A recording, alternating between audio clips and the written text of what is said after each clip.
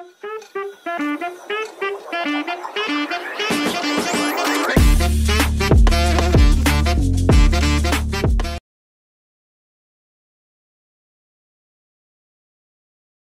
tempat lain, Luo Xiao yang melarikan diri bersama He Shiling akhirnya berhenti di sebuah lokasi terpencil. Ia mencoba mencairkan tubuh Shiling yang membeku dengan sihir api. Wajahnya panik dan ia berkata, "Pelan, Shiling, kamu harus baik-baik saja. Bagaimana aku bisa hidup jika kamu mati?" Tiba-tiba, Luo Xiao tersentak. Ia bergumam pelan, "Aura membunuh?" Lalu terdengar suara menggema. Luo Xiao dan He Shiling, murid dari penegak hukum, telah membunuh sesama murid dengan sengaja dan tak ada hukuman atas kejahatan itu. Sosok bayangan Bailu muncul, menyuarakan kalimat tersebut dengan dingin. Ia melanjutkan, berteriak, "Jika kalian mati di kehidupan berikutnya, bersiaplah untuk dibunuh kembali." Luo Xiao terkejut melihat bayangan Bailu yang muncul mendadak. Di tempat lain, jauh dari lokasi itu, sepasang mata bersayap sedang mengintai Bailu dari kejauhan. Meskipun jaraknya sangat jauh, Bailu bisa merasakan keberadaannya, meski hal itu tidak diperlihatkan secara langsung. Sedetik kemudian, sosok di balik mata bersayap itu, paman dari instruktur Cheng, tiba-tiba memuntahkan darah. Para bawahannya panik dan mencoba mendekat. Tapi ia menahan mereka, berkata bahwa itu bukan masalah besar. Padahal darah mengalir juga dari matanya. Dengan ekspresi kesal, ia bergumam, "Semenakutkan itukah jika kekuatan Bai Luoshen pulih kembali?"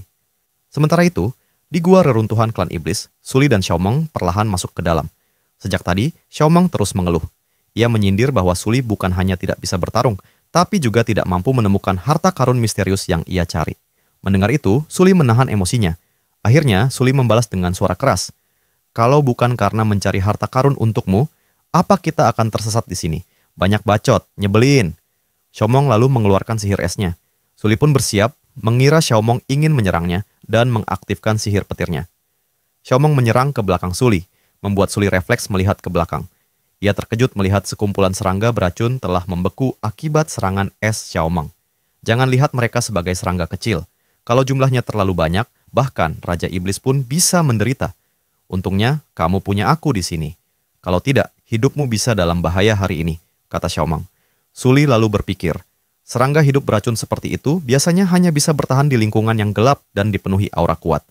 Ia kemudian menghancurkan serangga-serangga yang telah membeku, yakin bahwa di balik mereka pasti ada sesuatu. Saat menghancurkan area itu lebih jauh, mereka menemukan pintu besar yang dipenuhi aura. Xiaomeng terlihat senang dan langsung memeluk Suli. Namun, Suli justru merasa tempat ini begitu familiar. Xiaomeng mengaktifkan sihir esnya, bersiap menyerang pintu. Tapi firasat buruk membuat Suli memperingatkannya agar kembali. Sayangnya, Xiaomeng menolak dengan keras kepala. "Selama aku ada di sini, sebagai Kaisar Iblis, tidak ada yang perlu ditakuti." Ia meluncurkan sihir es ke arah pintu. Setelah itu, dengan percaya diri, ia berbalik ke arah Suli. "Gimana? Sekarang kau bisa bersenang-senang diam-diam karena aku menjagamu." Tapi Suli menunjuk ke pintu. "Lihat baik-baik sebelum bicara."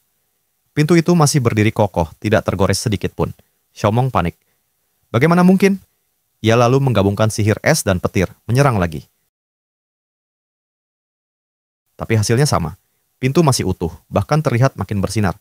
Kesal, Xiaomeng menendang pintu sambil mengumpat, menyebut orang yang membuat gerbang itu pasti gila. Suli melihat sesuatu di sisi pintu, sebuah bekas telapak tangan di atas batu. Ia meletakkan tangannya di sana. Tiba-tiba, energi menyebar dari telapak tangan itu dan pintu terbuka. Xiaomeng terkejut melihatnya. Suli bergumam, "Tak mungkin. Bagaimana ini bisa terjadi?" Mereka pun masuk ke dalam. Di dalam gua, tampak pilar besar yang penuh aura. Suli menyapu pandangannya ke sekeliling dan merasa tempat ini sangat akrab. Sementara itu, Xiaomeng sibuk melihat patung kecil yang memancarkan aura kuat. Ia begitu tertarik dan berkata, ini pasti kunci untuk membuka warisan. Suli langsung teringat sesuatu. Di kehidupan sebelumnya, tempat ini adalah lokasi di mana iblis kuat disegel saat ia masih menjadi seorang immortal. Ia berteriak, "Jangan sentuh itu." Tapi Xiaomeng, tanpa tahu bahaya, malah memukul patung kecil itu dengan pedangnya. Seketika, petir bereaksi di patung itu dan pilar segel iblis hancur. Aura ki iblis pun memenuhi seluruh arena ujian. Di tempat lain, seorang petugas akademi melapor kepada para tetua bahwa ada fenomena langit dan bumi yang muncul di alam rahasia, dan semua susunan teleportasi telah gagal. Kepala pengawas terkejut. Ia mulai bertanya-tanya, jangan-jangan ada kaisar iblis yang muncul kembali di dunia ini? Semua orang mulai panik, tapi kepala pengawas meminta mereka tetap tenang. Beberapa saat kemudian, Kepala dekan muncul melalui layar komunikasi dan langsung bertanya, "Apa yang terjadi di reruntuhan?" Kepala dekan terkejut ketika kepala pengawas menyampaikan kemungkinan kebangkitan seorang kaisar iblis. Tanpa ragu, dekan segera memerintahkan bawahannya untuk mengirim makhluk bernama Mo yang dilengkapi dengan portal sederhana untuk mengevakuasi murid-murid yang masih terjebak di dalam arena ujian. Di dalam arena, Yunruo dan Yunshi tampak terkepung oleh aura iblis yang merambat berwarna ungu. Suasana dipenuhi tekanan mencekam. Tepat ketika situasi mulai tak terkendali, makhluk Moe muncul dan membuka portal. Yunruo dan Yunshi segera melompat masuk. Di sisi lain portal, guru mereka telah menunggu. Yunruo langsung memeluk instruktur Yue sambil menangis. Di samping Yue, Bailu berdiri dengan wajah cemas. "Apa kalian melihat Suli?" tanya Bailu segera. Yunshi menggeleng. "Aku tidak melihatnya sejak awal." Yue mengangguk pelan lalu berkata, "Jika para murid dikirim langsung ke sisi guru mereka, berarti Suli mungkin mengalami kecelakaan." Sementara itu, di dalam arena ujian, Suli dan Xiaomeng berdiri terpaku, dikejutkan oleh kemunculan iblis kuat dengan aura yang memenuhi ruangan. Sosok itu adalah Kaisar Iblis Dongshu. Dengan aura mengancam, Dongshu melepaskan tekanan membunuh.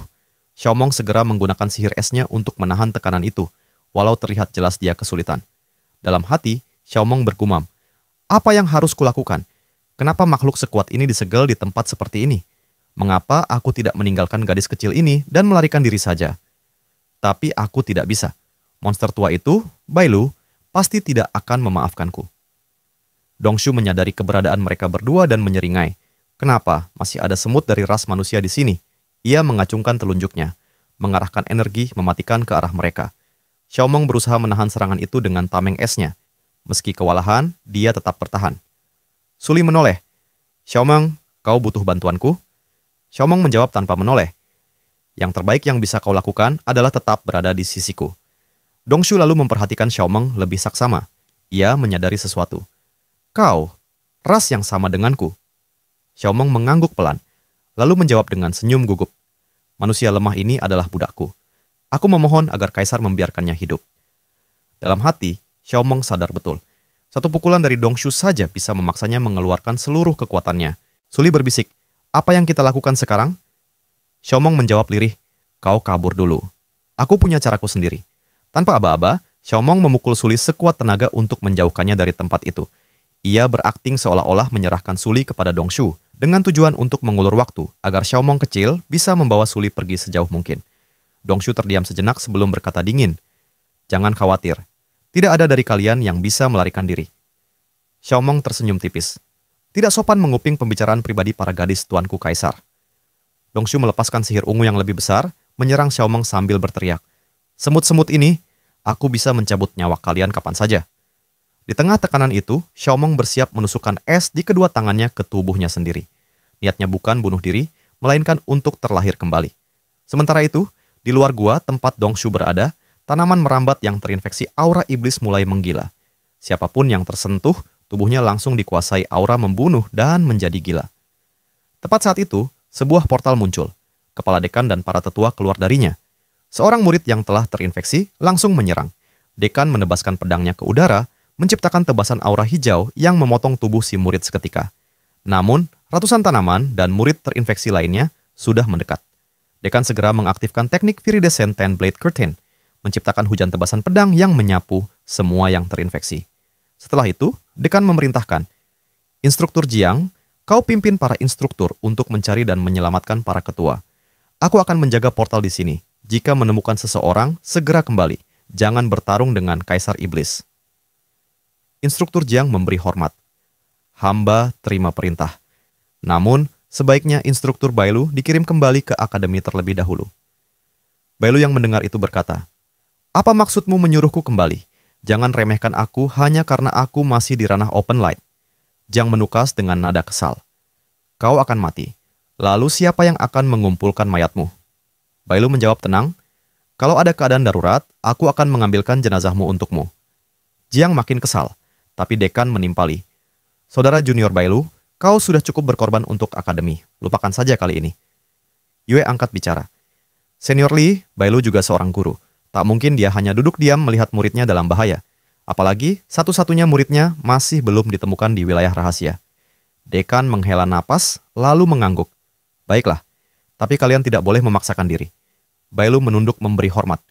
Dalam hati, Yue berkata, "Aku ingin melihat sejauh mana pemulihan kekuatan Bailu." Jiang masih tampak kesal. "Aku benar-benar tak tahu harus berbuat apa lagi. Kau akan mati di sana, Bailu." Bailu tersenyum santai. "Jangan khawatir. Jika kau mati duluan, aku akan mengurus jenazahmu." Kembali ke dalam wilayah rahasia, serangan besar melesat ke arah Dongshu dan menghancurkan sebagian gunung. Ia tetap berdiri tanpa gorisan. Ia mendongak, marah. Makhluk berpandangan sempit mana yang berani menyerangku secara diam-diam? Di udara, bayangan Bailu tampak melayang. Serangan dahsyat barusan datang darinya. Di depan Bailu, energi hitam pekat berbentuk seperti lubang hitam terkumpul. Ia bersiap melemparkan serangan itu langsung ke arah Dongshu. Di sisi lain, mayat Xiaomong tampak membeku akibat bunuh dirinya tadi. Dari mulutnya keluar sebuah kepompong, dan tak lama kemudian, Xiaomong terlahir kembali. Tak lama, Xiaomong kecil muncul dan memberitahukan keberadaan serta kondisi Suli. Xiaomong dewasa segera mengikutinya, dan ketika sampai, ia terkejut melihat Suli sudah terinfeksi oleh aura Kaisar Iblis. Xiaomong terdiam. Di kepalanya, ia tahu, jika tidak menyelamatkan Suli, Bailu pasti akan membunuhnya.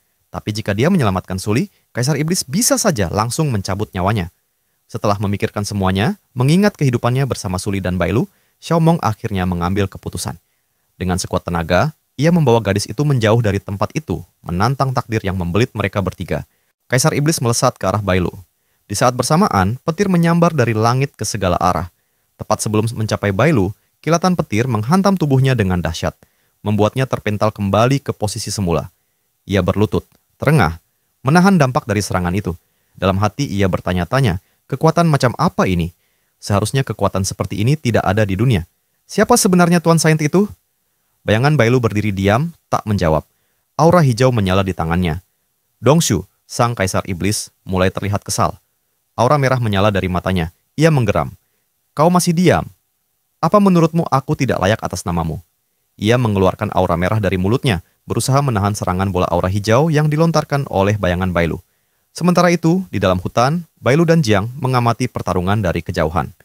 Jiang bertanya dengan nada penasaran. Siapa sosok itu? Dia bisa menahan serangan Kaisar Iblis. Bailu yang berdiri di sampingnya menjawab tenang. Sepertinya itu hanya avatar pada tahap Transcending Tribulation, instruktur Jiang. Kau juga pasti bisa melakukannya. Jiang melirik tajam ke arah Bailu dan berkata, "Bisa, Pak Lalu. Lupakan murid yang hilang. Kita mundur sekarang. Apa yang kau lakukan dengan jimat itu?" Bailu mengeluarkan selembar kertas jimat bercahaya dari tangannya. Ia menempelkan jimat itu ke dahi Jiang sambil berkata, "Mundur apanya? Diam saja kau di sini." Jiang mendadak tampak seperti orang bodoh begitu jimat itu menempel. Sementara itu, Bailu merentangkan tangan dan meregangkan tubuhnya. "Sekarang saatnya mengurus burung aneh itu," katanya, merujuk pada Kaisar Iblis. Di sisi lain, Kaisar Iblis bergumam dalam hati. Kekuatan iblisnya hampir habis, namun ia bahkan belum berhasil melukai bayangan hitam itu. Apakah ia akan mati? Lagi? Sebuah lingkaran sihir muncul di atas tubuh Kaisar Iblis. Energinya pulih seketika karena sihir itu. Ia menyadari, itu adalah bantuan dari Tuan Earth Demon. Bayangan Bailu berkata pelan, "Waktuku telah habis. Saatnya kembali ke tubuh asli." Melihat kekuatannya telah kembali, Kaisar Iblis menjadi percaya diri. "Jangan harap kau bisa melarikan diri." Ia menyerang bayangan Bailu dengan aura yang membentuk beberapa tangan raksasa.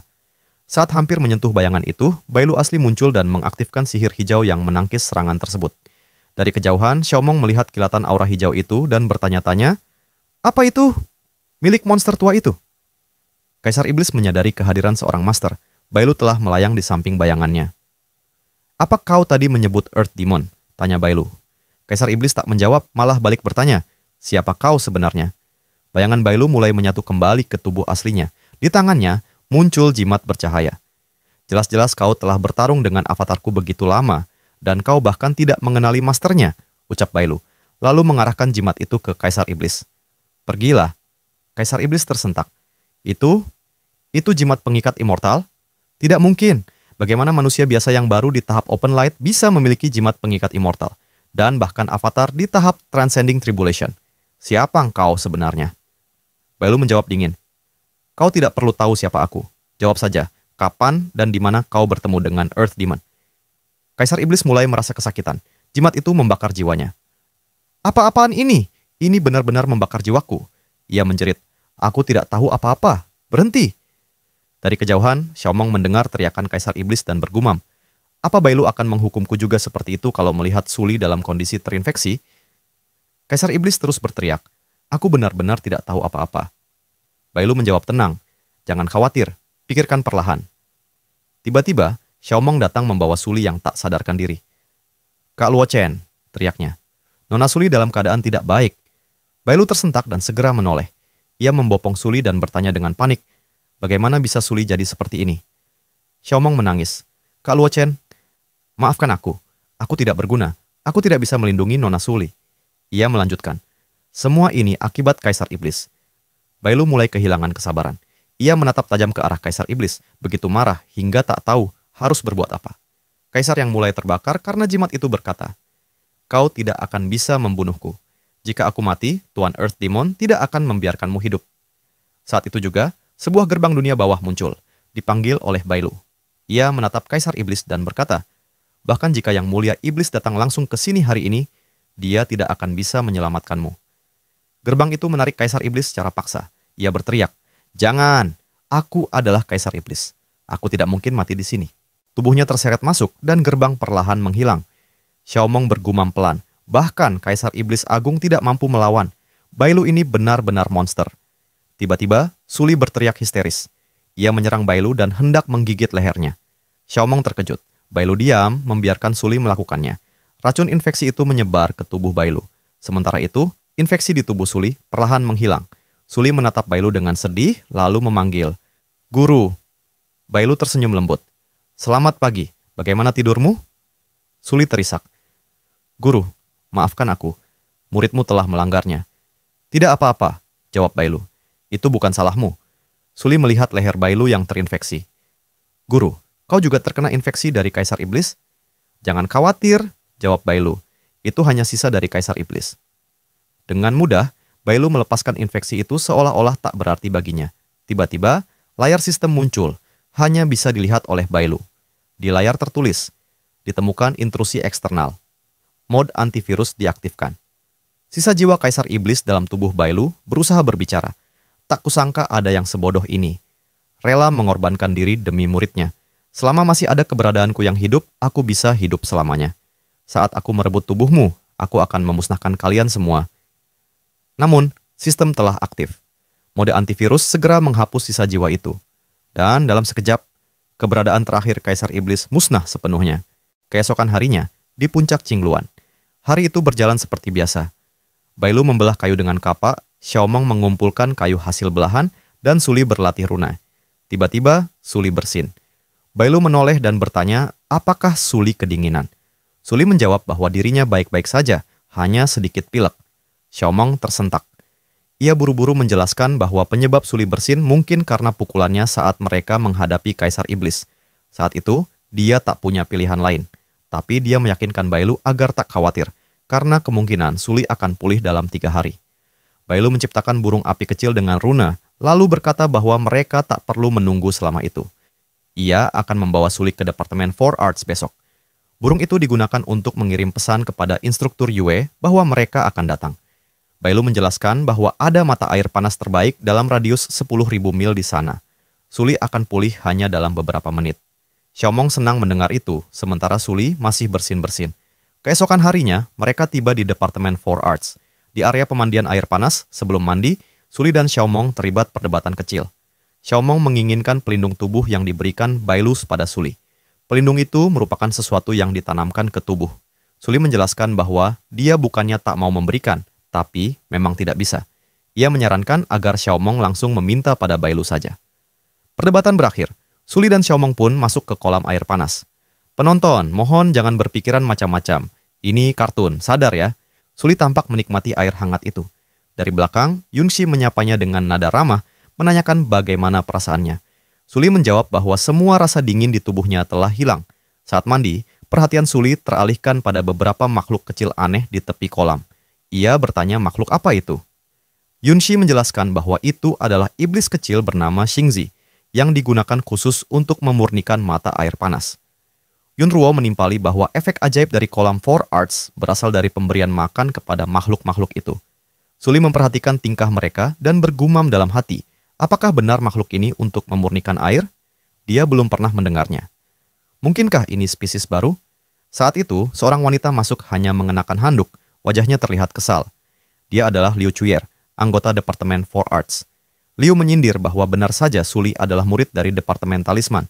Meski menempati posisi pertama, dia tetap saja udik. Suli menoleh dan bertanya, "Siapa yang kau sebut udik?" Liu duduk di tepi kolam sambil mencibir. Benar-benar bodoh. Guru dan murid memang sama. Liu melanjutkan, "Biar kulihatkan fungsi sebenarnya dari iblis Xingzi." Seketika, makhluk kecil itu melesat ke arah Liu dan menjilat kakinya dengan lidah panjang mereka. Suli yang melihat itu merasa geli sendiri. Setelah itu, Suli, Yunruo, dan Yunxi keluar dari kolam. Yunxi berkata kepada Suli agar tidak memikirkan Liu terlalu dalam. Liu hanya melampiaskan kemarahannya karena tidak bisa bersaing dengan Master Yue. Liu menanggapi sambil mencibir. Apa yang bisa diperdebatkan dari ajaran orang yang hanya tahu memanjakan diri sendiri? Liu menambahkan, "Aku melihat sendiri gurumu masuk ke kamar Master Yue." Suli tersentak. Di kamar Master Yue, Bailu duduk dan berkata, "Kakak senior, ini tidak baik." Yue menjawab dari balik tirai, "Apa yang salah? Apa engkau tidak menginginkannya?" Bailu merespons, "Aku menginginkannya, sangat menginginkannya, tapi bukankah memanggang daging di sini agak tidak pantas?" Yue menanggapi, "Kau yang memanggang sayap di tempat ujian juga tak memikirkan hal-hal ini." Bailu berkata, "Pria dan wanita tinggal bersama dalam satu kamar itu tidak baik." Yue tertawa kecil, "Kenapa engkau tak berpikir begitu saat kecil dulu?" Bailu teringat masa kecilnya ketika dia membuka rok Yue dengan sihir. Ia mengaku saat itu memang tidak tahu apa-apa. Bailu lalu bertanya dengan sedikit canggung, "Kakak senior memanggilku ke sini sendirian, bukan hanya untuk mengobrol, kan?" Yue keluar dari balik tirai, selesai mandi, dan menjawab, "Adik junior, kau sungguh membosankan." Yue menjelaskan bahwa dia ingin Bailu membawa murid-murid dari Departemen For Arts ke alam rahasia Gunung Fanghu.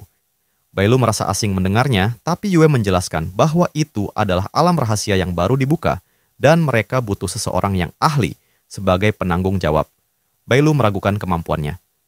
"Bukankah aku hanya berada di ranah open light?" Yue berkata bahwa kekuatan tak selalu diukur dari ranah. Meski begitu, Bailu tak bisa meninggalkan muridnya di puncak Qingluan. Yue menyarankan agar Bailu membawa muridnya juga. Alam rahasia itu penuh sumber daya yang cocok untuk berlatih. Selain itu, Departemen For Arts belum mendapatkan sumber daya untuk ujian besar kali ini.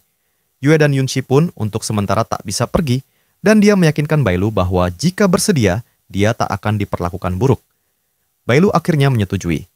"Baiklah, aku janji." Saat mereka sedang berbincang dan jaraknya semakin dekat, pintu kamar terbuka. Suli masuk dan berkata, "Guru, ayo kembali ke puncak Qingluan."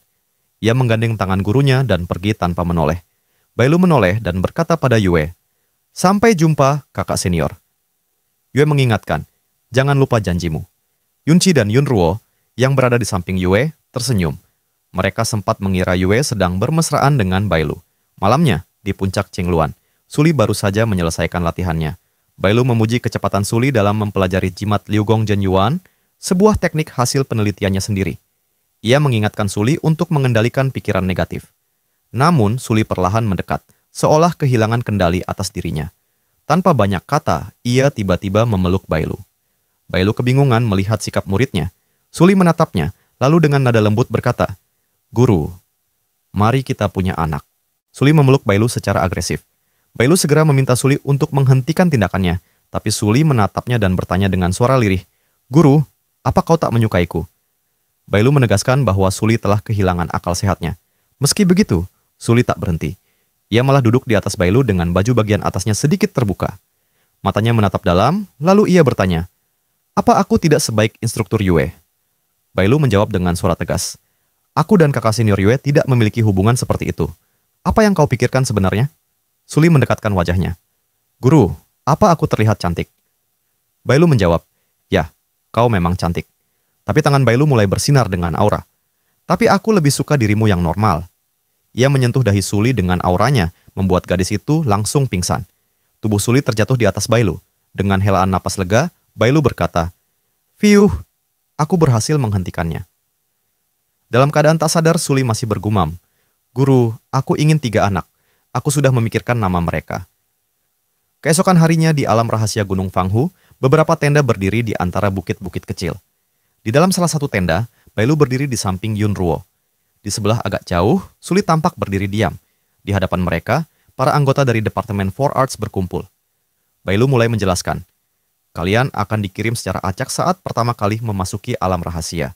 Jadi tentukan titik kumpul terlebih dahulu sebelum bertemu di tempat ini. Jangan sampai kehilangan jimat lokasi dan perlindungan yang sudah kuberikan. Tatapannya beralih pada Suli. Jangan serakah terhadap sumber daya. Tugas pertama kalian adalah berkumpul. Mengerti? Suli sedikit tersentak dan menjawab gugup. Iya. Pikiran Suli sedang kacau, terus terbayang tingkah lakunya semalam. Rasa malu membungkus dirinya. Ia mencoba menyadarkan diri dan berkata dalam hati, tidak, kenapa aku harus peduli soal ini? Aku datang ke sini untuk menjadi seorang immortal. Bailu memperhatikan Suli dan berpikir dalam hati, kuharap keadaan mentalnya baik-baik saja. Tiba-tiba, seorang anggota Four Arts masuk dengan tergesa-gesa. Ada orang yang menyerang di luar. Mereka segera keluar. Yunruo langsung mengenali penyerang yang dipimpin oleh seorang wanita, Chang Mingxiu. Dengan suara dingin, Mingxiu menatap Yunruo. Kau benar-benar tidak tahu berterima kasih. Kau lupa bagaimana aku merawatmu saat kecil? Mingxiu adalah salah satu penatua dari Istana Blissful, datang bersama beberapa bawahannya. Yunruo menjawab dengan mantap. Kau telah mengkhianati sekte dan mantan wakil instruktur kami. Kau tak punya hak untuk bicara seperti itu. Mingxiu tersenyum sinis. Berani-beraninya kau berbicara padaku seperti itu. Ia lalu menyerang. Sepertinya aku perlu mengajarimu pelajaran atas nama mastermu. Yunruo menahan serangan itu meski terlihat kesulitan. Mingxiu mendesak, tak perlu melawan, berlututlah, dan aku akan memaafkanmu. Namun saat itu juga, seruling milik Mingxiu tiba-tiba ditarik paksa oleh Bailu. Kalau kau menggunakan instrumen sekeras itu, spirit instrumen bisa menangis. Ucap Bailu dengan tenang. Mingxiu terkejut kehilangan kendali atas senjata rohnya. Seruling itu kini ada di tangan Bailu. Mulai sekarang, seruling ini milikku, kata Bailu sambil memainkan nada. Aura menyebar ke seluruh area. Para anggota Four Arts terkejut melihat Bailu memainkan seruling dengan begitu mahir. Bahkan Suli juga tampak tercengang. Ia tidak menyangka gurunya punya pengalaman dalam musik, tapi pikirannya segera kembali realistis. Wajar saja. Dia teman masa kecil instruktur Yue. Gumamnya dalam hati, lalu memalingkan wajah dengan ekspresi kesal. Chang Mingxiu mengeluarkan sihir dari tubuhnya. Dari punggungnya muncul tentakel-tentakel dengan mulut dan gigi tajam. Kembalikan seruling Gyokku, teriaknya. Makhluk-makhluk itu menyerang Bailu, tapi aura dari permainan serulingnya menahan mereka. Satu persatu makhluk itu musnah, dan Mingxiu terpental hingga bajunya sobek akibat dampak serangan balik. Seorang laki-laki dari pihaknya mengambil kesempatan untuk menangkap Mingxiu, tapi tangannya justru menyentuh bagian yang tak pantas. Para penonton tolong tahan birahi kalian. Bailu mengatakan santai. Demi senjata roh, aku akan mengampuni kalian kali ini. Pergilah, ucap Bailu. Mereka pun kabur terbirit-birit. Bailu menyerahkan seruling giok itu kepada Yunruo. Setelah urusan alam rahasia selesai, aku akan membantumu meningkatkan senjata ini menjadi senjata imperial. Mata Yunruo berbinar. Benarkah? Terima kasih instruktur Bailu. Para anggota Four Arts langsung mengerubungi Bailu, meminta perhatian dan panduan darinya. Bailu menenangkan mereka. Tenang, akan banyak peluang di alam rahasia. Selama kalian bekerja keras, kalian akan menemukan banyak hal. Di dalam tenda, Suli menyiapkan barang bawaan. Xiaomong, roh kecil berbentuk kupu-kupu, muncul di pundaknya. Tadi malam, Bailu yang membawamu kembali ke kamar. Apa ada sesuatu yang terjadi di antara kalian? Suli langsung membalas pendek. Diam. Jangan berisik. Tak lama, portal menuju alam rahasia terbuka. Beberapa anggota mulai masuk satu persatu. Saat Yunruo hendak masuk, Bailu berkata dari belakang. Ingat, jangan mengungkapkan keberadaan kalian sebelum berkumpul. Suli berdiri di samping Bailu. Pria itu menoleh dan berkata, kali ini aku akan mengikutimu. Tidak akan ada kecelakaan lagi seperti sebelumnya. Xiaomong di pundak Suli ikut berseru. Kak Luo Chen, aku juga di sini. Bailu tersenyum kecil. Benar juga, kita juga punya Xiaomong. Saat langkah Suli memasuki portal, Bailu bergumam pelan. Orang normal yang menerima jimat hati jernih seharusnya memiliki ingatan yang kabur selama sehari. Apa aku salah? Ia memang salah. Karena Suli bukan orang biasa. Ia adalah mantan immortal. Sesuatu yang Bailu sama sekali tidak ketahui. Dari kejauhan, Mingxiu mengawasi. Pria yang tadi mengambil kesempatan sudah terkapar babak belur setelah dihajar olehnya. Tapi dari ekspresi pria itu, tampaknya dia sama sekali tidak menyesal. Mingxiu memerintah. Semuanya, kita juga masuk ke dalam alam rahasia. Sorak-sorai terdengar dari berbagai penjuru. Semua orang tampak bersemangat mengangkat kepalan tangan. Saat Bailu sepenuhnya melewati portal, layar sistem tiba-tiba muncul di hadapannya. Penampilan mendadak, tugas dunia. Telah keluar, menekan jiwa leluhur hadiah. Biarkan aku memikirkannya. Jika tidak menerima tugas, 30% energi spiritualmu akan dikurangi. Bailu menatap layar itu dan bertanya pelan. Jiwa leluhur? Apa itu?